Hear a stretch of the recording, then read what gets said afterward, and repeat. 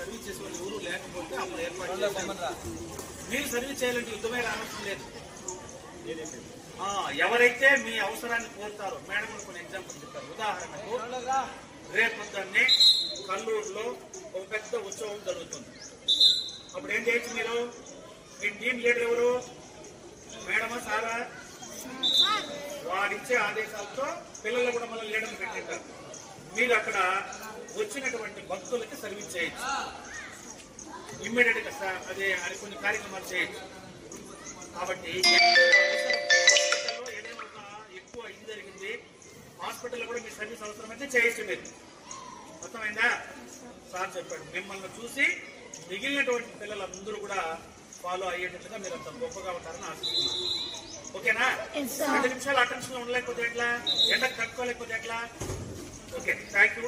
ఈ అవకాశము ఇచ్చి మీకు మొట్టమొదటిసారిగా కల్లూరులో స్కౌట్ చిల్డ్రన్ ఏర్పాటుకు పునాది పడింది. ఇక్కడ నేను ఈ పాఠశాలకు మంచి గొప్ప పేరు తీసుకురావాలని మిమ్మల్ని ఆశిస్తూ ఆశీర్వదిస్తూ సెలవు తీసుకుంటాను. Thank you.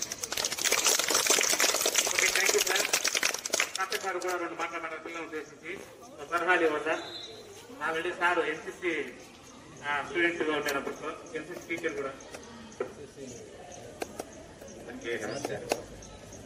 నేను కూడా మీలాగా సార్ ట్రైనింగ్ నిలబడండి చేశాను. 2012 మేము కూడా స్కూల్లో పెట్టాలని ట్రైన్ పోయినాం హెడ్ టీచర్గా. యూనిఫామ్ అంతా మనమే ఇచ్చినాం కదా. మొత్తం స్కూల్ డబ్బులు 2 జత 2 జతల. యాక్చువల్గా అయితే మనకు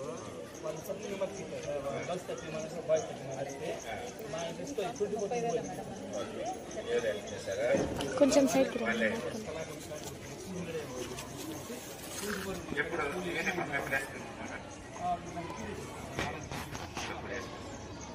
ఓకే, మీరు దీన్ని బాగా పెట్టుకోండి. మరకలు డ్రెస్ వేసండి. మీకు స్మార్ట్గా ఉండాలంటే డ్రెస్ గా ఉండాలి. ఏమే మళ్ళీ హెయిర్ కటింగ్ ఇట్లాంటివి